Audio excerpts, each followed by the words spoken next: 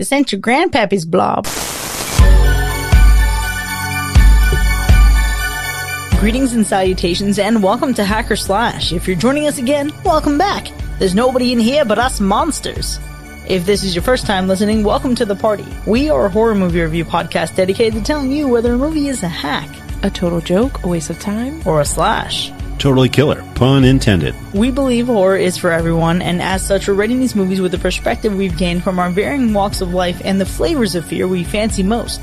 My name is Chris, I'm your friendly neighborhood slasher enthusiast, and this week I'm joined by the super fly space guy, Mac. Hola, muchachos. And the cowardly creeper, Ryan. Hiya. This week we're unpacking a classic 1958 film and the remake treatment it received 30 years later. Now, in 1958, audiences were introduced to a sci-fi horror film starring Steve McQueen in his first feature film leading role. It's a big deal. Now, while it originally premiered as a B film and a double feature, audience reception actually quickly moved it to main feature status, even though the critics weren't that fond of it. 30 years later, producer Jack H. Harris from the original film teamed up with a group of filmmakers armed with a budget 80 times the original and a desire to revamp the 50s classic. Now, while it panned out to be a box office failure upon its initial release, it has since grown a cult following. Both versions of the film explore what happens to a small American town when a mysterious life form crashes on Earth and begins to consume everyone it touches. This week, we're talking about both versions of the Blob. Who's seen either of these movies before? I'm going to jump ahead of Mac here because I'm assuming the sci-fi guy has seen these movies. I, of course, have not. I feel like I know of the Blob, and in my head I relate it to The Thing, probably just on title alone, but I hadn't seen either, of course. I am going to surprise you here because I had not seen either of these movies until just now. Oh, you're a fraud. Get the hell out of here, really? This was legit my first time. Yeah. Wow. Broadening my horizons. Ooh, I love this for you. This is growth, really. Especially when you came in saying that they made two films about you. I really thought you had a personal connection to this. Very true. Very true. I mean, they got the name right and everything. Look at that. I have not seen the 80s version at all, ever, but I have seen parts of the 1958 version. It's one of those that came on in the background while we were watching, old movies on Turner Classic Movies. We were watching some old school stuff. I know that my siblings have had this on in the background. While I haven't had a really deep connection to it, I feel like I understood the general gist of it, so I never really sought more. And I think going into this, when considering both of these movies side by side, I was like, well, if this movie's gonna 50s, the 80s is certainly gonna 80s. And I expected it to be a complete, ramp up and just over exaggeration. And taking the things in the 50s that were more reliant on tension and the innocence of people, right? And thinking about what would be scary to our imaginations, or what is the thing that would be inconceivable. But then in the 80s, it felt like, okay, no, we're going to show you that. We're going to show you what we didn't show you in the 50s. So I was expecting a lot more gore. I mean, I think that's the safe expectation. I kind of thought we were going to get a very specific, same line for same line remake with the 80s one. And, it's kind of surprising how similar but different it is. And then obviously for the 50s, I did not expect to enjoy it because it is rare that anything was enjoyable as far as horror in the 50s. And that's just my opinion. I know it's not for everybody, but I just don't enjoy it. Chris, I think you summed it up well. I expected the 50s to be 50s and the 80s to be 80s and all that kind of stuff. But in general, I thought I was going to get into just a really super cheesy B movie here in both counts. I thought the 50s was going to be ridiculous, poorly made, just really grindhouse B movie. And I expected the 80s version, like you said, to be 10,000 times gorier. I thought there was going to be just needless amounts of blood and gore just because it was 1988. How did it feel though to you when you finally got to sink your teeth into the Blob? Gosh, my expectations were completely wrong. Ooh. Yeah, I was pleasantly shocked by all of that. When watching them, I found the story to be straightforward enough to be able to enjoy it in the 50s version. Did not realize it had Steve McQueen in it. That was kind of exciting to see. I felt like the straightforward story really helped because we're talking about a blob and you don't want anything too complex, going on there with a blob from space or whatever. So, I think that really helped because it didn't seem like a super cheesy B movie. It actually seemed like a good high quality B movie. And when I got to the 88, it didn't feel it didn't feel so gory that I would hate it. There was obviously added gore, and that's okay. I think it did enough to differentiate itself, from 3 decades earlier, and that's cool. But I think it did it in a way that actually seemed not family friendly, but more like classic material. It seemed like a 1980s movie, attempt at something where, hey, we want people 30 years from now to look fondly on this movie, just like we look fondly at 1958. So for me, again, in the theme of like The Thing, I was expecting the 80s movie has to have some great effects, but I've never really heard anyone be like, hey man, the effects from the Blob 1988 are like the best effects ever. So I was a little worried. I was like, this is what it needs, and I don't know if it gets it. And I was very, very, very happy to see that the treatment of this movie and the Blob in the 80s is so nice. It is, a vast improvement from literally a blob of something in the 50s that we saw on screen. And that was the thing for me while I was, watching the one from the 50s. It was just like, I couldn't be less scared of this. And the whole time I was thinking, I don't really know how to pretend like this is a scary thing when it is just a goo. The only thing that was scary is that the people just kind of vaporized, Listen, if you work in retail long enough, any goo is suspicious and frightening, right? Like sometimes I'll be seeing things in places and I'm like, I don't know what that is and I don't want to be anywhere near it. So the 50s one for me felt charming. It felt nostalgic. It felt like, okay, this is just a kind of competent run all the way through. And it felt like a good time. It was one of those that like, it's so much in a time capsule that it's hard to, I think, personally connect with a lot of the things that are happening. Or even a lot of the, it loses a great deal of like relatability. But in the 80s, what I appreciated and what I found myself feeling the most was that, okay, we're going to take the Blob. We're obviously going to 80s it up, right? We're going to add some really intense gore. We're going to really jazz up the effects quite a bit. And of course, it feels so much like a product of its time. But what felt different was the way that they approach some characters. Like this is a movie that felt like, okay, if you liked the Blob in the 50s and you want to see something that's cool but different, if you don't want more of the exact same, this is going to be something where we're going to try to do things specifically for you to surprise you. And that felt really, really effective. Yeah, I think my biggest surprise with the 80s one was, again, I kind of already touched on this, but like how similar but also very different the stories were. And honestly, I think it was like one of the more impressive similar remake plot lines that I've seen, but with like just enough changes and you didn't really like I didn't miss anything from the original, like the certain character things or plot things that happen. And that was a big surprise for me. That is a big surprise, Ryan, especially when you consider just what is a lapse in American history between 1958 and 1988, right? I could have been born 2 years before the Blob came out, and then like I would have lived like my exact life up until now and just experienced so much political change or like what was going on in the world and how many wars were involved in, etc. And to think about even like the civil rights movement and to think about just the way that America was shaped in the span of the 30 years between these two movies come out, and then to see the themes that are wrapped up in the 1988 version with like government conspiracy. So in 1958, it's like, okay, there's a thing that's here. It's weird. We don't know what to do with it. We just want people to take us seriously. And then in the 1988 version, there's a layer of sinister applied to it. It's not just enough to be afraid of this thing. It's almost like we have to be afraid of each other too. Yeah. And I feel like in the 58 one, it's almost like, forgive me because I haven't actually watched that much Twilight Zone, but I've always had this perception that like Twilight Zone are these little isolated stories in this little place. And this movie feels like the Blob feels like this isolated thing in this small place that doesn't have enough resources to deal with it in the 58 version. And so it's just so different from like the government sent people here and they're in fancy suits with lights on their head, I don't know. It's a very interesting thing. I think the difference between the two is probably the most surprising for the 88. I think, like you mentioned, there's some character stuff that they just completely flip on its head on purpose. And it made it more 80s for sure.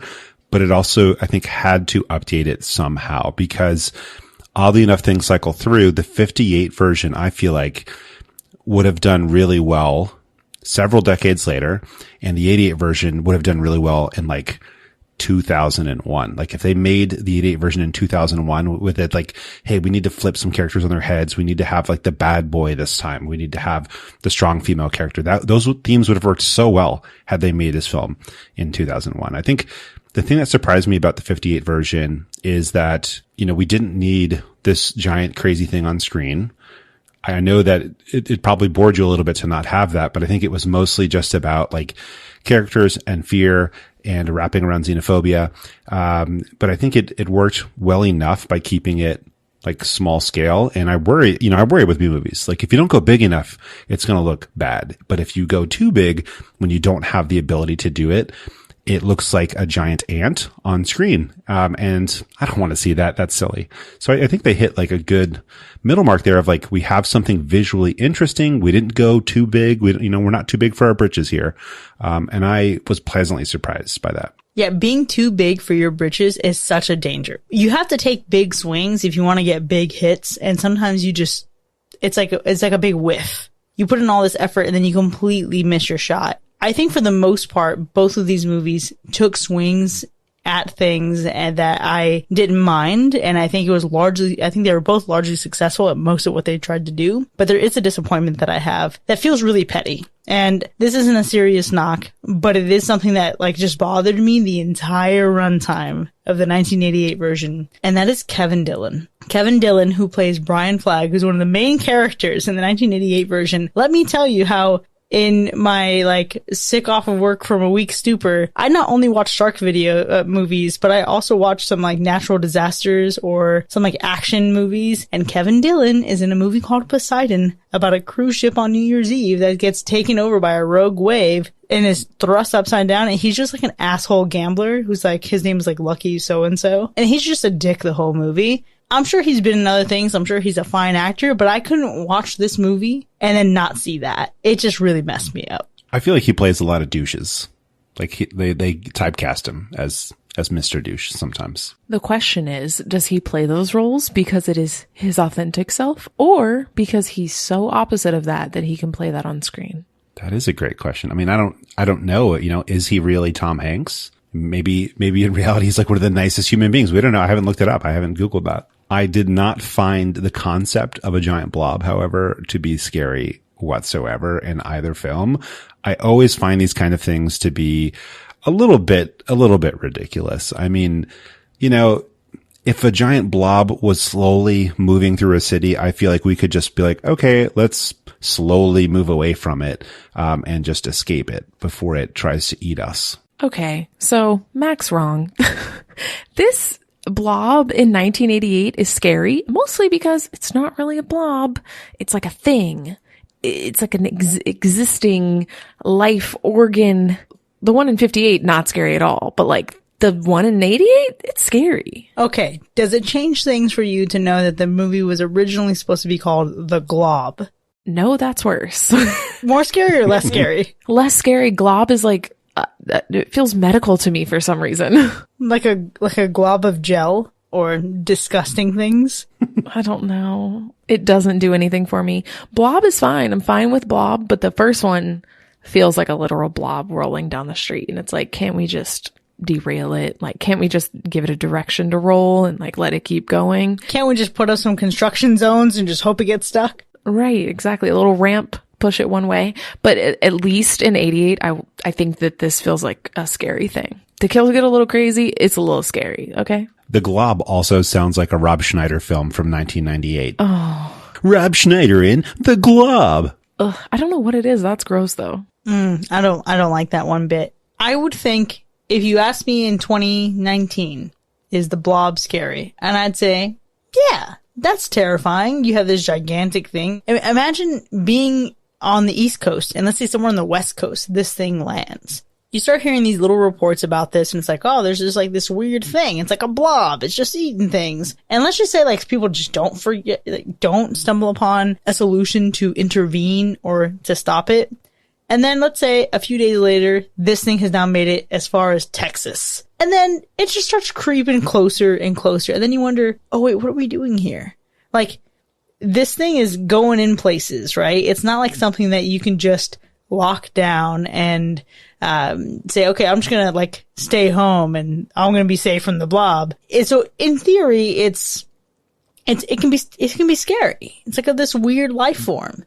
But then you go through everything we've been through in the last couple of years, and I'm just like, all right, guys. I mean, I got nothing else to fear but general incompetence, really all around. So I think I'm good. I think this isn't as scary. I will say the gore, though. I think the potential of these movies and the gore in the 80s does make it a little bit spooky. Yes. And then we have to have the conversation. Are these original?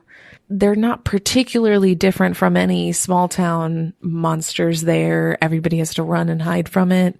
I mean, we literally get like a movie theater scene, which I feel like we've seen several times. I'm like real iffy. I'm only giving this like a little bit of originality at points, but it doesn't feel like a lot.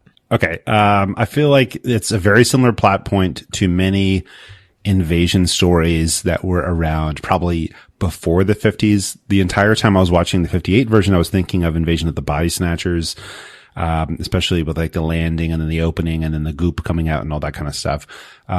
So like it's hard for me because I just feel like it's just like a type of sci-fi film and comic and like book that was just out and about for like decades. I think the concept executed on screen is probably very different, perhaps, because we finally get to see it realized in a very specific way. So like maybe it gets some points. I think the 1988 version, like it does a lot more work to seem original, especially with what it does with some of its characters, but it's not quite there because a lot of the stuff that it does, it's just like making it of the times.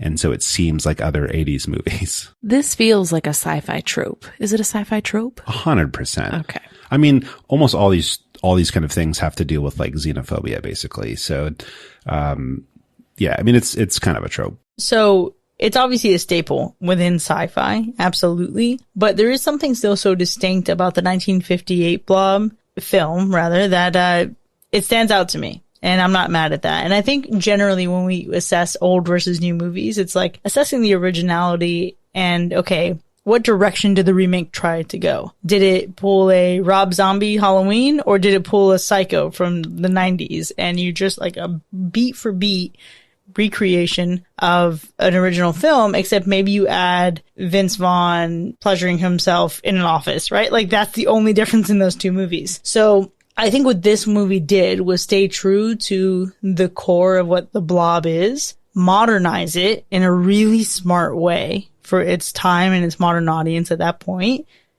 And then it also pulled some tricks out of its bag to keep things interesting, to keep things a little spicy. And it also added some moments that were, I wouldn't say like super emotional or touching, but it does add a little bit more of that emotion. Whereas in the 1958, it felt like more of a collective, we have to be afraid of this thing or concerned about this thing because, oh my gosh, how weird is this? Whereas it got a little bit more personal in the 80s. And so I think the difference in its approach, I can really applaud the 80s version for distinguishing itself in that way and not just taking the same Blob and making it bigger. Yeah, I mean, I'll give it credit for that. I think they did some work to make the two different. They're distinct films. We get into some remakes where it's obvious that they wanted to remake it to reboot it or to make more money off of the idea or simply because somebody liked it and thought they could do it better. And I think this one, like you mentioned, like it pays homage to the first one. It spices things up a little bit, not too much. They didn't go too crazy with it. They didn't pull a Rob Zombie on it and, tell us about like the Blob's like childhood or anything like that. We didn't need to know about the emotions of the Blob and the trauma it experienced. But, I think it worked well enough. The ending, maybe it's trope worthy. Maybe it goes back to a lot of other sci-fi films, but I found the ending to be really effective. And I think it worked in both films, except for the 1988. I think the ending was like doing real well. And then we get to a final scene. And then I was like, you missed the mark with the final scene. I totally agree. And part of it probably comes because we know what happens in the end of the 58 one. So we kind of know like what has to happen. And there's something that happens at the end of 88 and you're like, well, I guess we're not done here. And we kind of should have been done, but we just keep going a little bit. Like, I already know where we're getting to. It's just, we took a couple left turns along the way. And It's actually odd. The ending of the original 58 one is way more successful to me than the newer one. It's like so much more emotional, so much more climactic.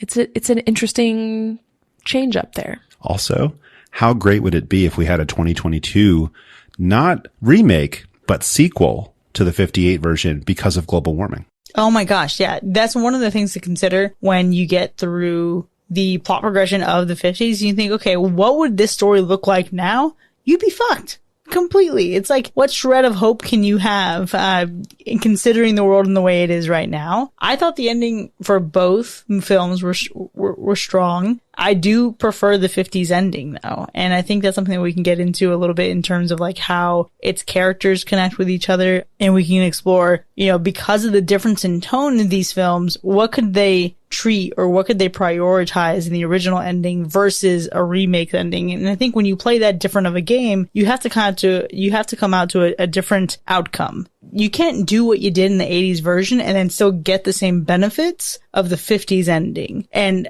I think they both stand well on their own two legs, but I think I do have the preference for the 50s ending at least, but we'll see how our opinions on these endings and throughout each of these films impact their individual ratings. But for now, let's make our way there. Ryan, how many people died in these films? So we have a pretty good body count.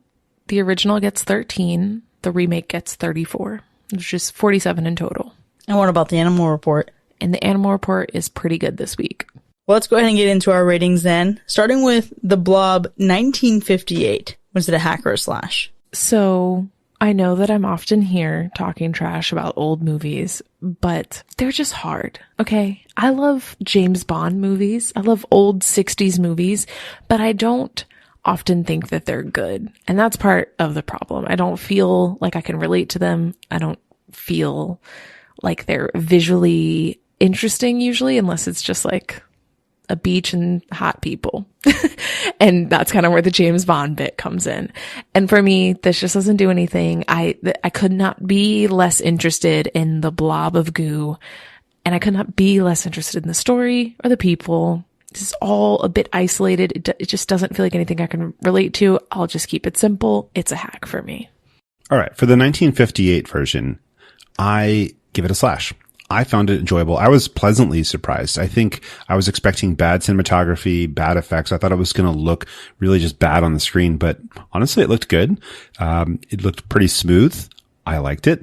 I think the characters did their jobs. Nothing special, nothing to write home about. Steve McQueen executed exactly as we needed to execute. It kind of seems like you mentioned like just a good episode of a TV show. And it's the kind of thing that I'm really into. Thus, I enjoyed it. It is a bit of a slow burn. Not a problem for me because I like slow burns, but for many people, it's probably a bit too slow for modern standards. Overall, I think if you're going to watch some classic B movies, you should add this to the list. Yeah, I'm right there with you, Mac. The 1958 version is a slash for me. This movie is inoffensive. It's easy. It's very palatable. I have one thing that I would hack in this movie, and it is Steve McQueen playing a 17-year-old as a 28-year-old who looks like a 38-year-old. That's weird. But beyond that, this movie is a good time. It's simple. It's approachable. It's okay. Let's watch a movie where a group of people try to band together. It feels very young teenage hijinks. For some reason, I was getting Rebel Without a Cause energy, and that's not really a fair comparison at all. Very different films. That's just me being nostalgic and me being stuck in my love of cinema from the past. It also goes, I think, to the simplicity of like looking back on this time of like, okay, thinking about where we were and thinking about how innocence is framed and how sinister of a thing could you conjure up in your mind. This is the worst you could imagine, and I think that's so interesting. I thought the progression of the Blob, I thought the aesthetic of the Blob, I thought the look of the Blob was solid. Again, I'm the kind of person who likes the simplicity though. Now, as for the 1988 version, there's a lot in this movie that I wasn't crazy about. Namely, with a hell of a time I had being distracted by one of the main characters. But as I mentioned earlier, it does a lot to take big swings.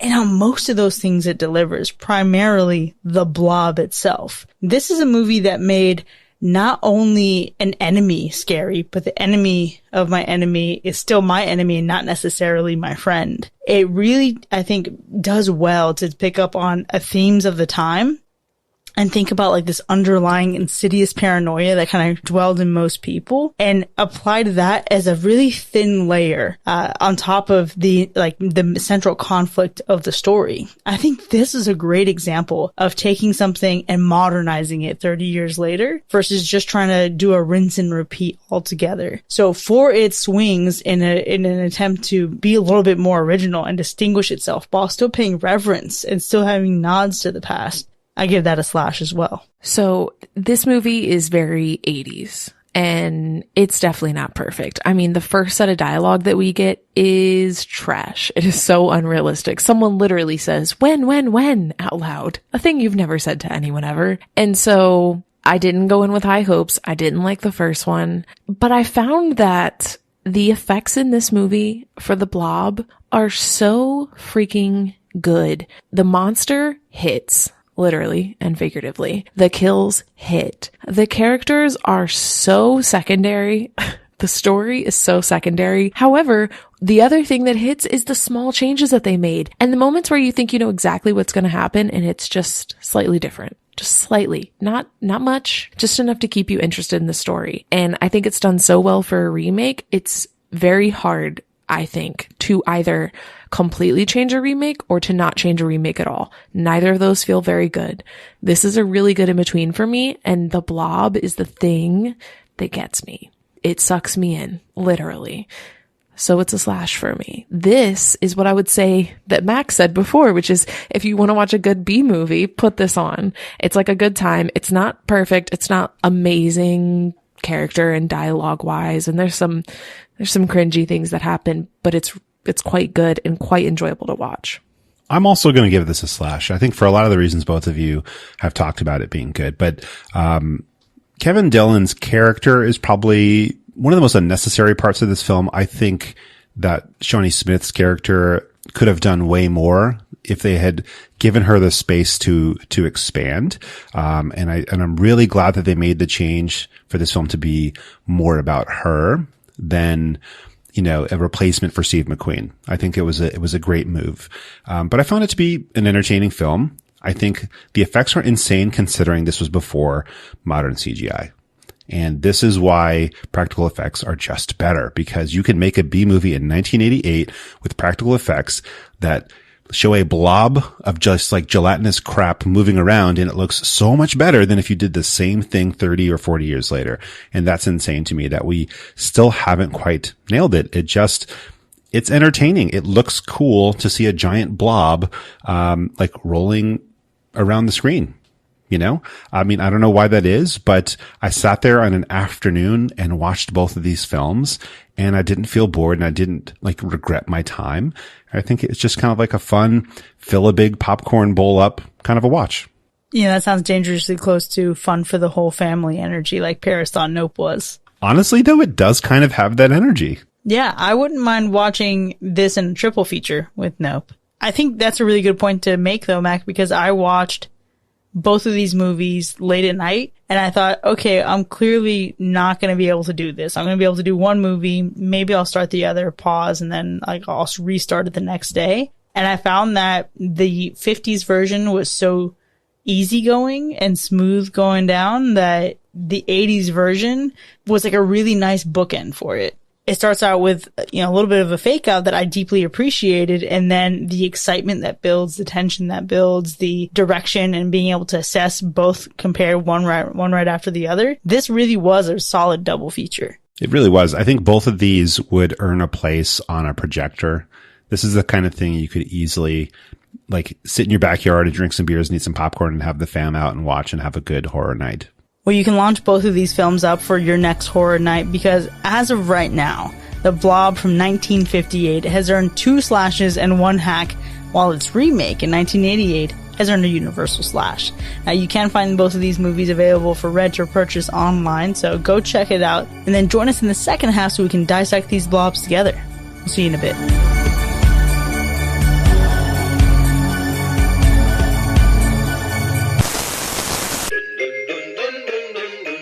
Attacks from rival companies, cybercrime, terrorism, and natural disasters are a real and growing threat to businesses of all sizes. You need a reliable security solution that can protect you from any and all threats. Amorphous Defense Solutions offers the most advanced security solutions in the world, using sentient organic weapons systems that can adapt and evolve to stay ahead of the curve. Our Blob, Glob, and military-grade molten meteor solutions are award-winning and have been proven to withstand attack from any threat. Contact us today for a free consultation so that we can equip your business with the best possible protection. Threats beware. Protection from Amorphous Defense Solutions creeps, leaps, glides, and slides across the floor to stop you at the door.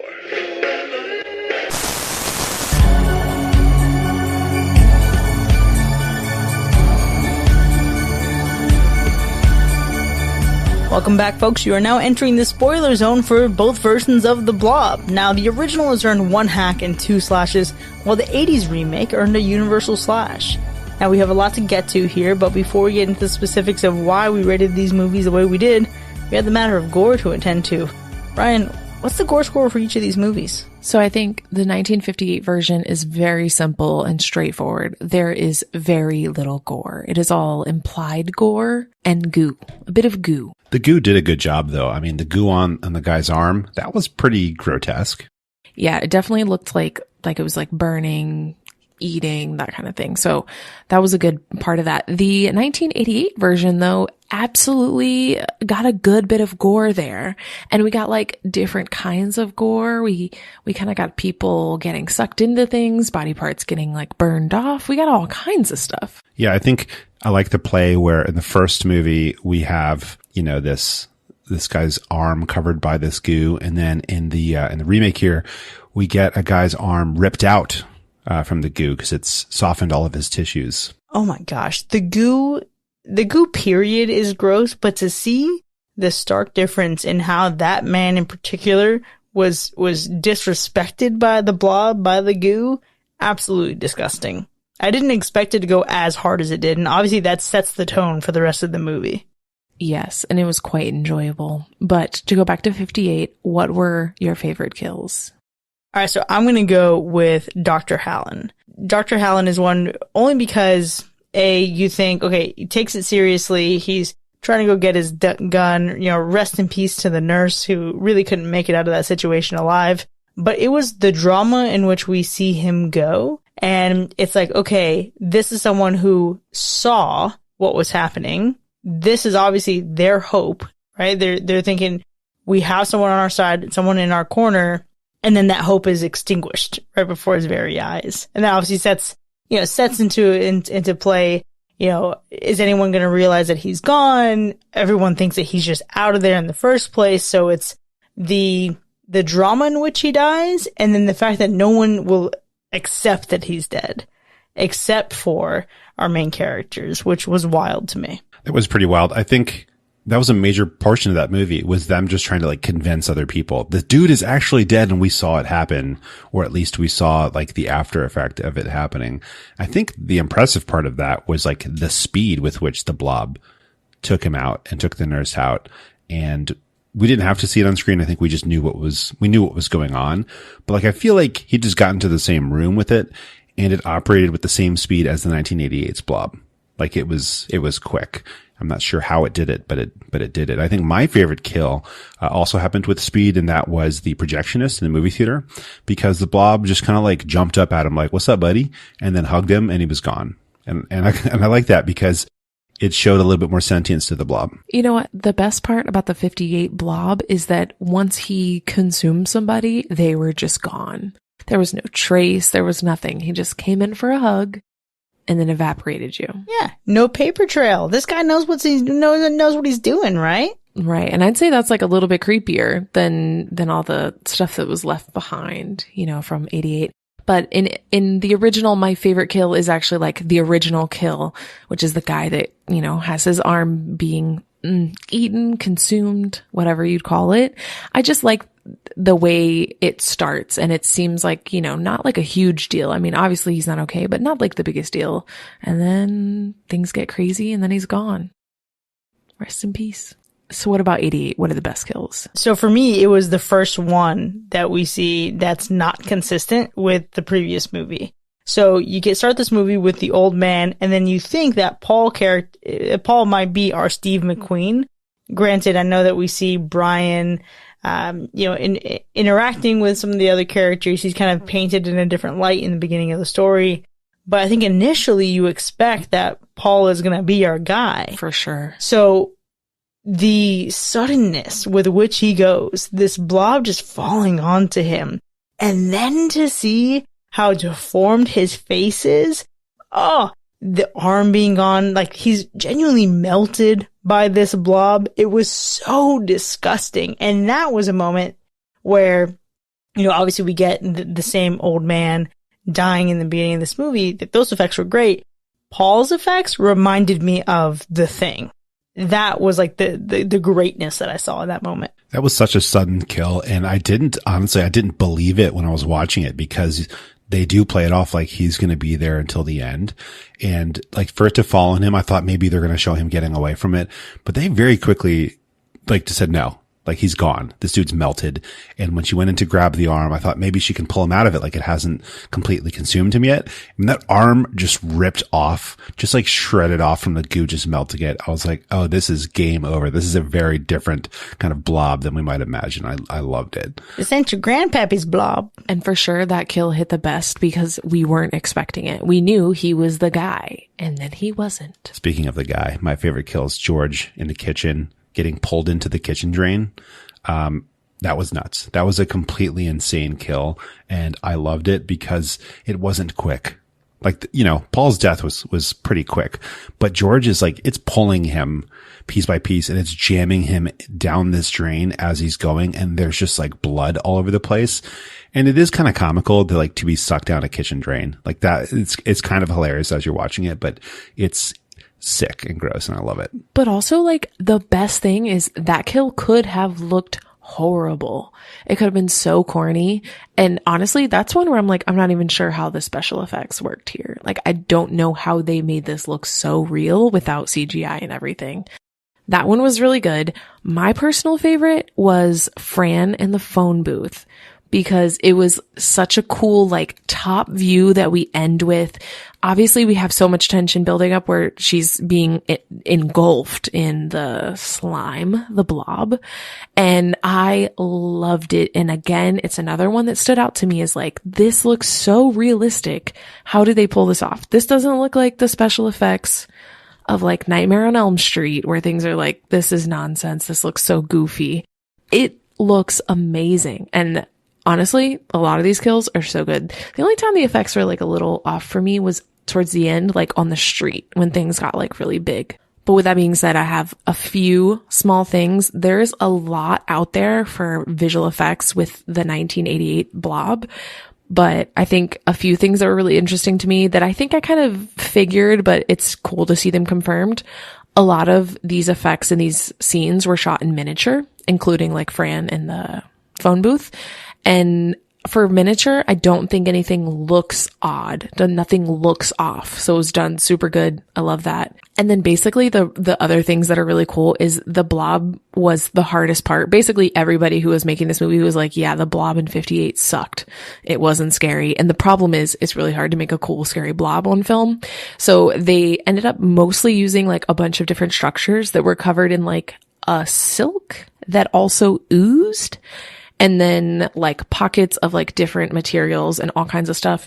Basically, there was a bunch of people that worked on this blob thing all day, every day during shooting, of course. And they all just went home covered in slime every single day. Basically, these people were getting slimed every day, but they were also like inside of a structure trying to make something creepy and walk down the street and eat people and all kinds of stuff. But it's very, very interesting. If you're like a nerdy special effects person, you might really enjoy looking deeper into this movie. You gotta wonder which one's worse. Coming home covered in slime because of that, or coming home covered in lube because you worked on an alien? Yeah, probably lube is worse. No thanks. So obviously in 1988, my absolute favorite visual is the Blob. I love all the different like shapes and forms that it takes.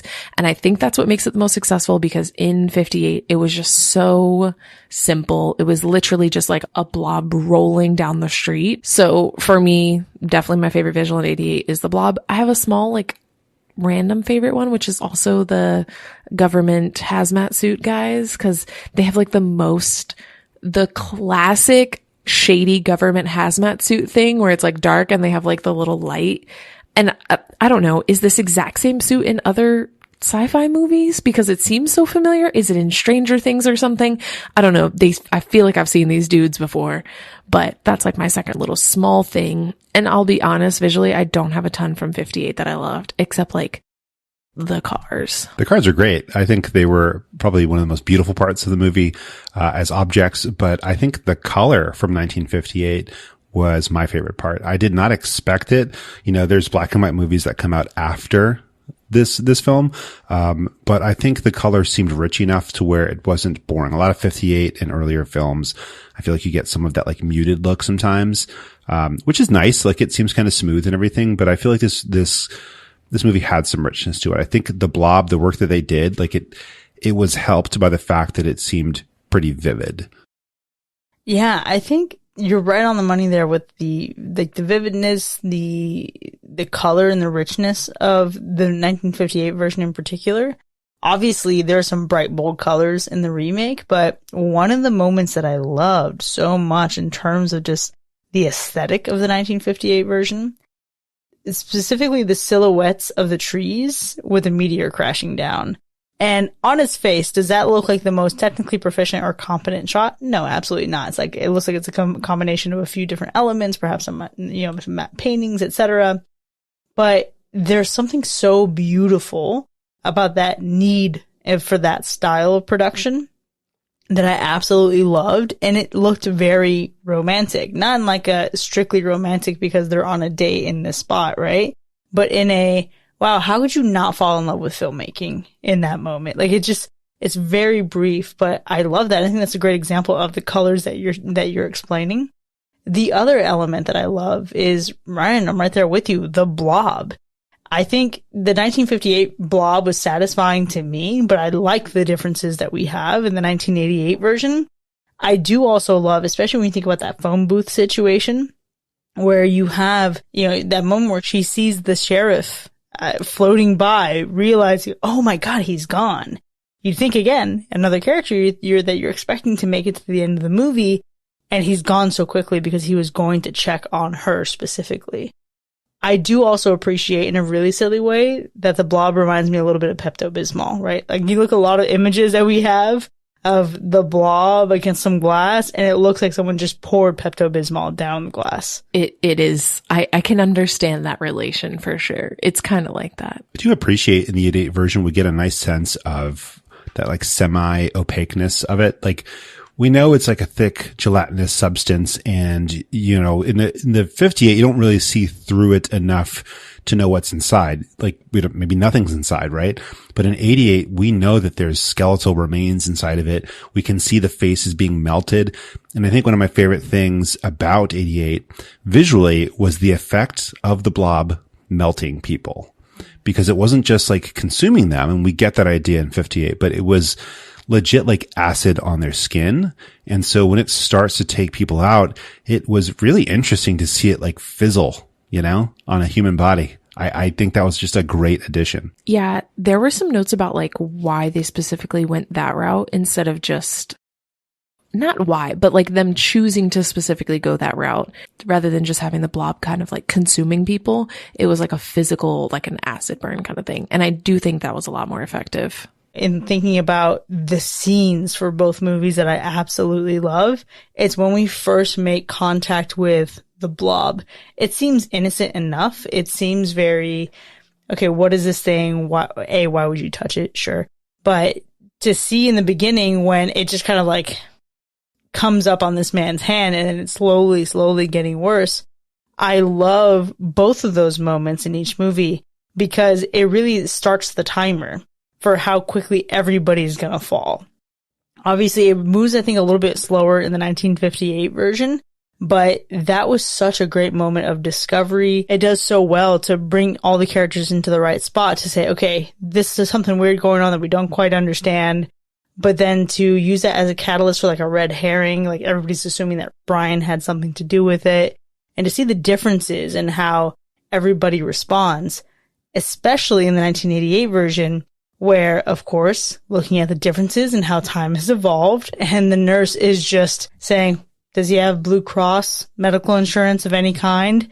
Fucking hilarious. Yeah, the 88 was definitely ahead of its time in like several aspects. One, the huge government conspiracy to weaponize something.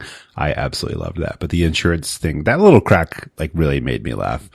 I think there was some kind of funny parts to each movie that I enjoyed. And I feel like you need a little bit of that in every horror movie. You need a little bit of lightness to balance out what's going on. And I think my favorite scenes are those. So in the 58, we have the street racing thing. And it was just like silly. And I think that's why I liked it, because we get to see our characters completely removed from whatever is going to go on later on. And that's okay. You need some of that. We need some building. We need to know who they are. And I think that was great. You know, we get, Steve, played by Steve, and like, just like trying to defend himself against the cop. This is such a small town that street racing is not that big of a deal. Also, the cops were so incompetent. It was kind of hilarious. And, you know, I think that the cops in the 88 version, at least, were a little bit more competent, but the humor in the 88 version that I really enjoyed was the whole like pharmacist being the girl's dad thing, like that whole sequence of events where, you know, it's like the guy goes to buy the condoms. He says they're for his friend, you know, that he's getting judged for it. Then the friend actually goes to pick up the pharmacist's daughter, and, you know, he assumes that he's trying to sleep with his daughter. So like that whole setup is apparently ages old and comes from, you know, urban myth or legend or whatever, which is kind of funny, but it just seemed like a good depiction of just an old joke. And I think every now and then that adds some lightness to a movie that I enjoy. I love, especially in that moment when they're talking about the condoms, and, you know, they're working with the pharmacist, and he's like, the boy doesn't need condoms, he needs a muzzle. Yeah, you can call that a classic joke, or you can call it just like some bad writing, like bad characters, like when he's in the back and he's like, come on, I can't keep this girl waiting.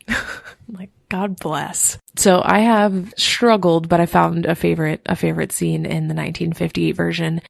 And you'll have to forgive me because I can't think of exactly what her relationship was, but it was like the doctor's assistant, the older woman that comes down, and she is so sure of everything that she's saying.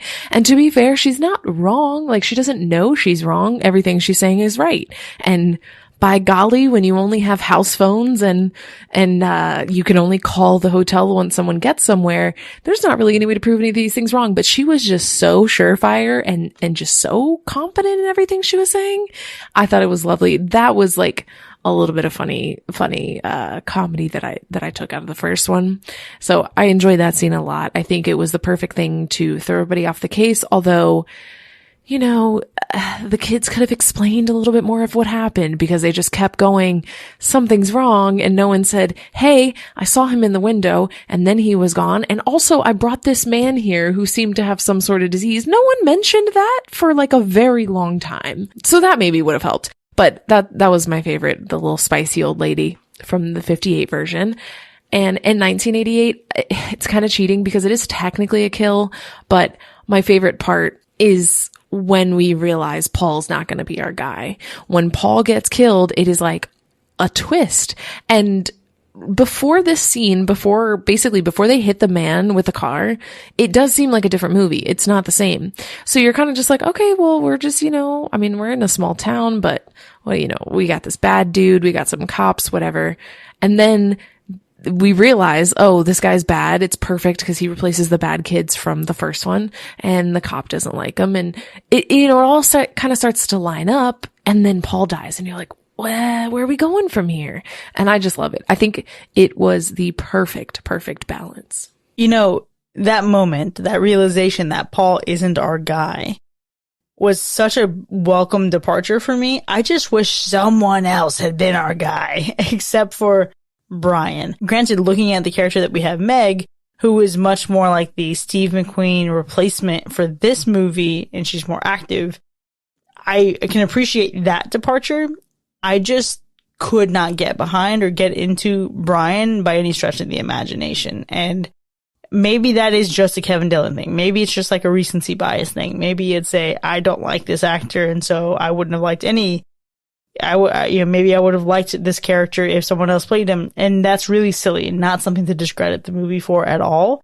But I love what they did with the focus on Meg. I love that she didn't bite the bullet when Paul did. And I love that Paul wasn't there to necessarily weigh her down. I got a little bit of a weird energy between the two of them. Like, all right, I don't see this going very far in this relationship. Like, Blob aside, if the Blob wasn't there to intervene, I don't think they would have had a second date. That's just my opinion. Yeah, I think Meg is going off to college and Paul is forever going to be stuck at 18 years old.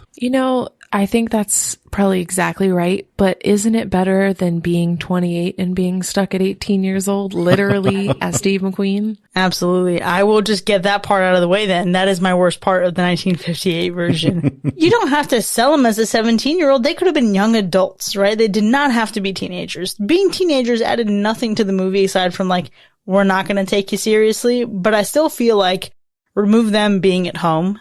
Okay. Well, granted, I guess her being at home, having a little brother, it had some emotional pull to the movie. I get it. I think they still could have been young adults and had families who still cared about them while being single and all that stuff. I just don't think their age specifically added any value to the movie. But also, like you said before, it's not just that he is 28, it's that he looks 40. Okay, it's just so weird. But honestly, I have to be very simple about this. I don't like any characters in either of these movies. The best characters we get are the two boys that are just nonsense in the 88 version, and they're in the theater. And that's about it. I don't like any of them. I don't like doctors. I don't like cops. I don't like the girls or the guys. I don't like anyone. None of these people did anything for me. If the Blob wasn't good in 88, the movie would have sucked because the characters suck. Sometimes they're funny, but they're not good. Or it's great that the characters suck because then you get to see them get sucked up into the Blob and you're rooting for the Blob. That's fine. I'll take that. You know the best character in these movies? The Blob.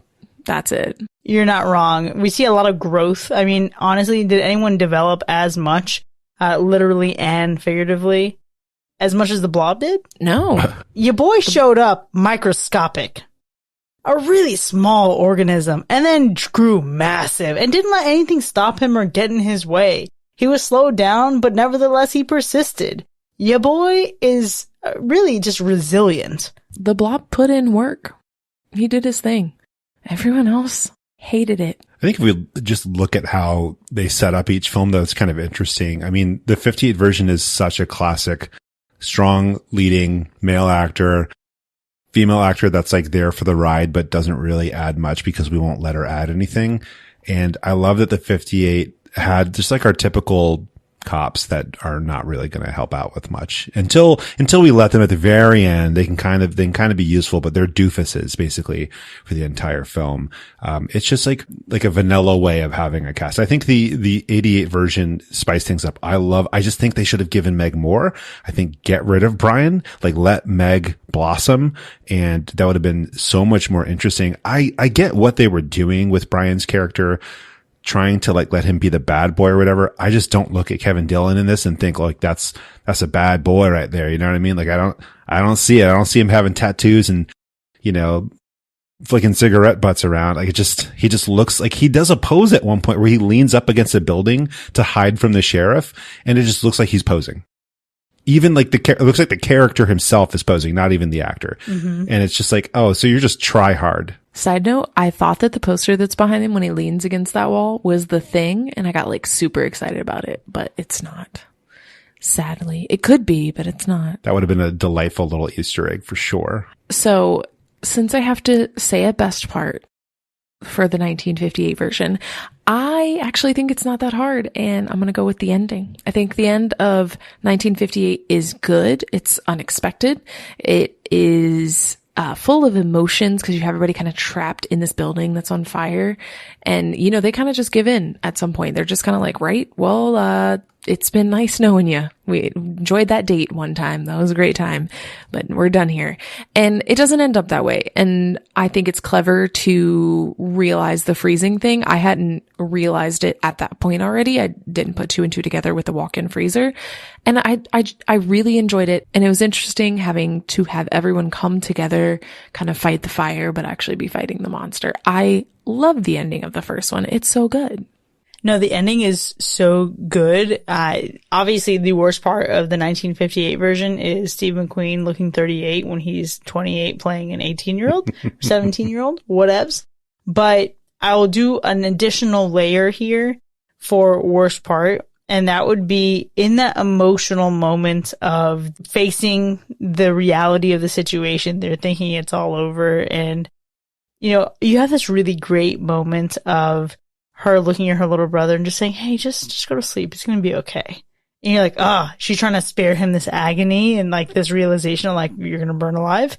But it's the way Steve looks at her. He sees how she's being, and I don't get like, oh, I care about you so much and I've like had this thing for you for so long. I just get this like really patriarchal sensation of like, look at what a great nurturer and caregiver she is. This should make a fine wife. For some reason, the 50s version, him looking at her that way felt, I see you as a mother now. If we make it out of this alive, I will have babies with you. It just felt weird. But I will say the best part of the 1958 version is the theme song that we get with the title cards in the beginning of the movie. That was fantastic. Correct. Definitely agree. I have to pick a worst part about 1958. It's kind of hard because like you can pick it apart. I think, you know, it's an older movie, but the worst part for me is the overall feeling that we are running back and forth. And it's a weird feeling. I have a hard time describing this, but it happens in a lot of sci-fi, especially at night, where you can't really tell the difference between a lot of locations. And it just seems like you do this thing where you go, okay, characters are going to be here. They're going to say a bunch of stuff. Now let's go run over here. Now let's go run back and forth. And they're just going back and forth and back and forth. Like we're going to the houses.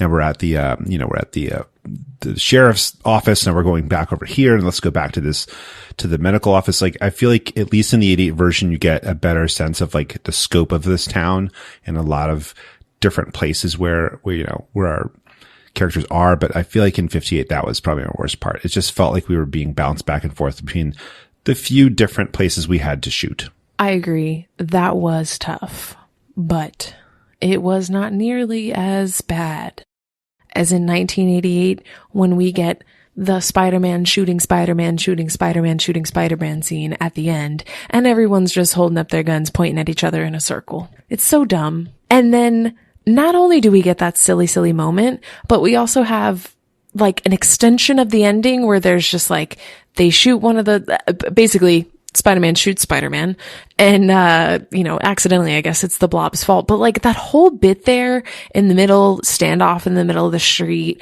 that was the worst. It's very funny. The ending is the best part of the first one, and the ending, like added ending parts, are the worst part of the second one. You make such a great point, Ryan, and I would concur with you. I will add another worst part on top of this, and that is the unnecessary sexual harassment and assault that we get in a car. He thinks she's asleep and passed out from the drinking, so he's just gonna unbutton her blouse. Again, something that added no value to that moment. So gross. The only thing it served to do was to make you happy that he got it, right? Like the Blob ends up getting him, but also she already got. So she loses no matter what. And it's just fucking terrible. And like, it's an unnecessary thing that had no place in this movie. So gross. And also that trunk was not secured enough for driving. Especially back in the day, like he just had stuff out. He just had bottles out. He had a pile of strawberries. Where'd that pile of strawberries come from? That wasn't secure when you got there. Loose strawberries? No, there's no way. Let's talk about trunks, okay? Things don't stay where you put them. That's not realistic. I do like a lot about the 1988. I think One of the things I liked about 1958 is that you could interpret it in a bunch of different ways, or you could say that it's completely shallow and it doesn't deserve interpretation. I think an easy one, anytime you mention alien invaders, is going to be xenophobia. And it's pretty clear here how it's affecting a small town and how they have to band together to keep the outsiders out because it's slowly taking over. I like that in 1988, we changed things up a bit and we get into this like government conspiracy stuff. I mean, you could say this is, I don't know, like the crack epidemic. I don't know, like who knows which way you could interpret this, like 50 different ways. The government like cover up thing was interesting at first. The whole like, this is a weapon. I loved it. It's classic sci-fi.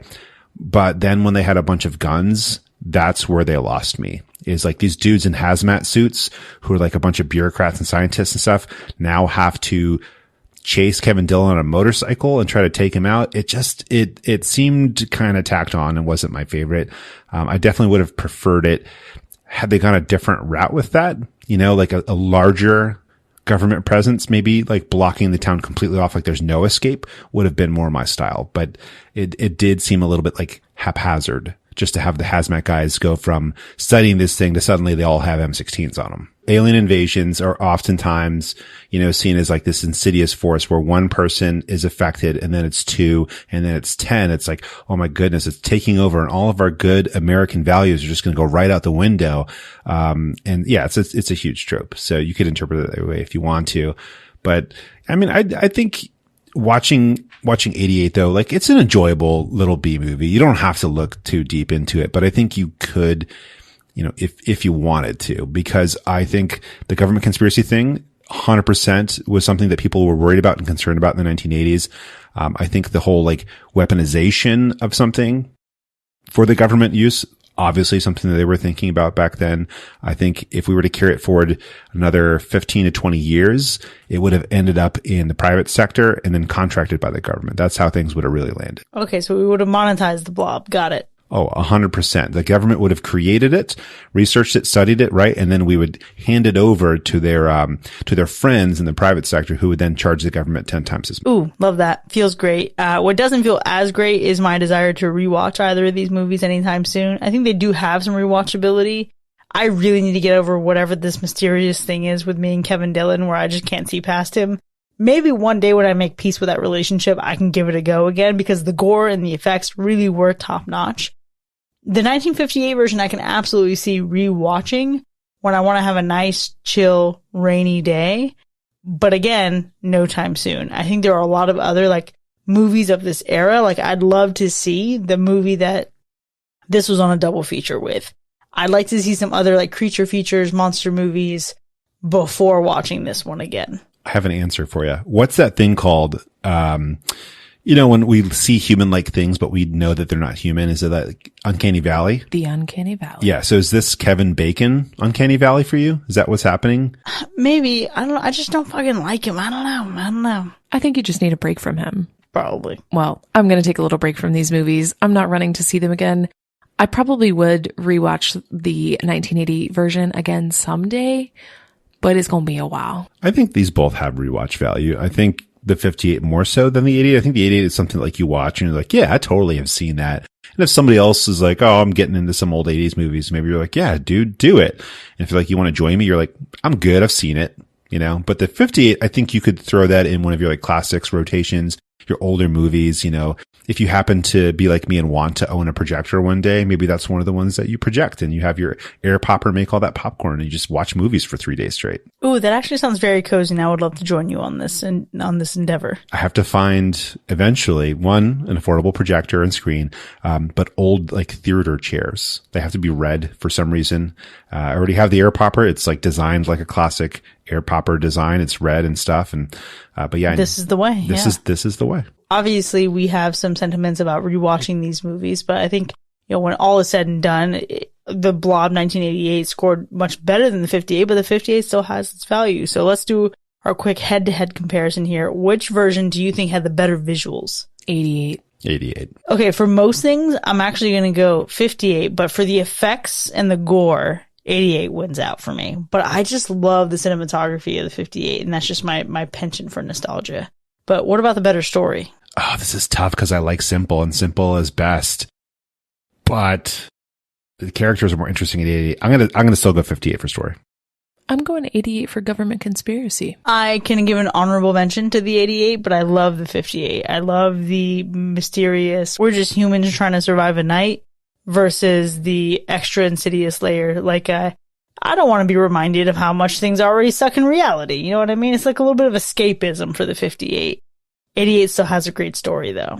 And what about the performances? Ugh. This is a tough ask because 1958 gives us 1958 performances. We do get Steve though. So that's a major point in its favor. So I'll go 58. I guess I'm going to go 88. It's not better though. They're the same.